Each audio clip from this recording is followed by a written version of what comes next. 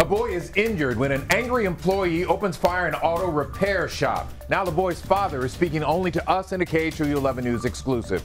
Also, price transparency at hospitals. Will it soon become a reality because of a new federal law? And it's a debate over lipstick, and it's being sparked by Kim Kardashian's 5-year-old daughter. We'll explain. The news starts right now. And good afternoon. New at 4, a plane slides off the runway at Sugar Land Regional Airport.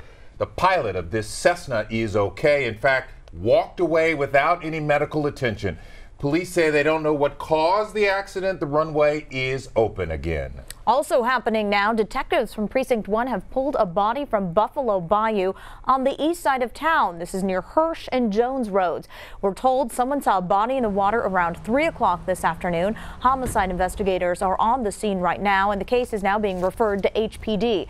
We do have a crew there, and we'll bring you more information as soon as we get it.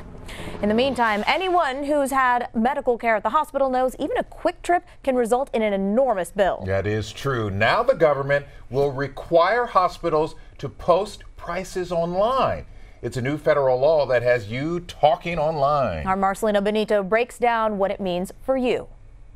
A new year means a new way of doing business at hospitals across the country. Starting January 1st, Medicare will require hospitals to post a master list of prices online detailing the services and procedures they provide. The government already requires hospitals to do this, but the big change on Tuesday will be the information will be easier to search online. It's all part of the Trump administration's efforts to make hospitals increase price transparency. That means you'll know what the price of a Band-Aid, IV bag, anesthesia, or specific surgery is before you're billed, and it gives patients the opportunity to even shop around. All this may still be confusing to you, and here's why. The prices you'll see online are like list prices. They won't reflect what insurers and government programs actually pay. So if you're a patient in a hospital after the new year and you're worried about how much your out-of-pocket costs might be, it's still smart to check with your insurance company for more accurate pricing. Coming up at 5, we'll check in with local hospitals to see if they'll be ready to go by January 1st and show you what one hospital is already charging for certain procedures. Back to you. Hey, now we want your take. What do you think about hospitals being required to post prices online? Your choices are it will be a big help, it will confuse patients, or it will discourage treatment. Just go to KHOU.com/vote now or open the KHOU 11 News mobile app to vote in our informal poll.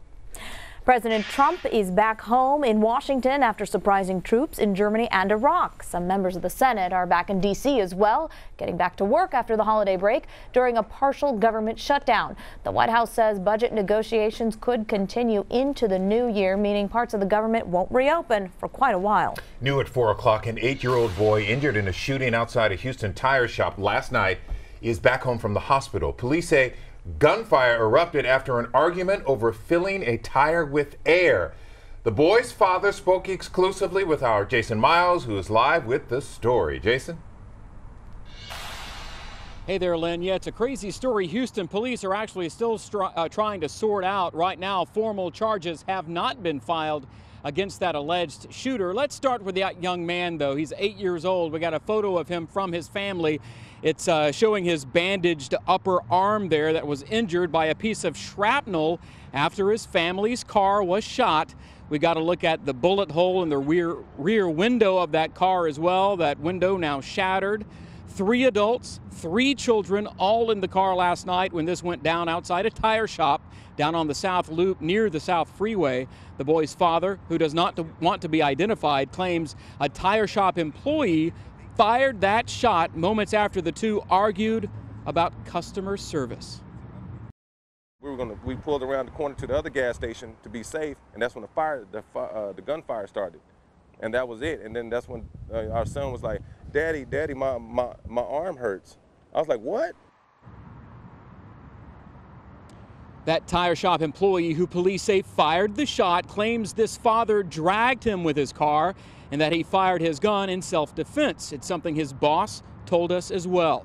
The dad says the suspect actually jumped on the hood of his car and that he never wanted to hurt that employee. Obviously, Like most stories, there are two sides to this one. I'll have more from that father, more on his kid's condition, and what the tire shop owner has to tell me today, coming up at 5 o'clock. For now, reporting live in Houston, Jason Miles, KHOU 11 News.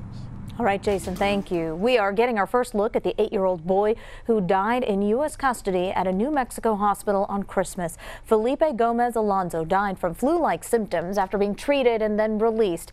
He passed away less than 3 weeks after the death of 7-year-old Jacqueline KHOU. She died from dehydration and septic shock. Both cases are still under investigation.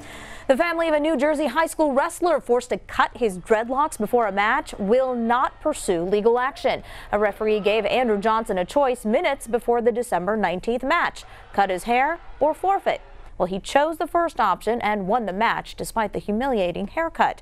Parents packed Wednesday night's emergency school board meeting to voice their concerns about the referee. New Jersey's Athletic Association said the referee is suspended until the incident is reviewed. Bayous and rivers are high after all that rain overnight, and check this aerial view from Air 11. This is the San Jacinto River this afternoon. Yeah, the wind and rain, though, has moved on, and we're getting that blast of sunshine. Yeah, it looks like we're going to have it for a little bit, right, David? A little bit.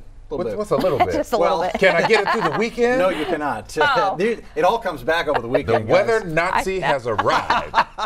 Weather market number one. It never ceases to change quickly here in Houston. It is gorgeous this afternoon. Woodlands, Water Walk, perfect. It's 70. Lovely. Have a walk this evening and get out and enjoy this because, as I mentioned, it's not going to last. 71 outside right now downtown, dew point 51. That is very, very comfortable. Temps this evening will drop through the 60s into the upper 50s by 10 o'clock and 11 o'clock. So it's light jacket and light sweater weather tonight. Here's what to expect. Clear and cool evening. Gorgeous. And we're going to do it again tomorrow. Tomorrow is just spectacular. The weekend looks cold and wet, like maybe really wet, especially for coastal counties. I'll show you how much rain is to expect. I'll show you why the weather is about to turn cold and wet again coming up in a couple of minutes.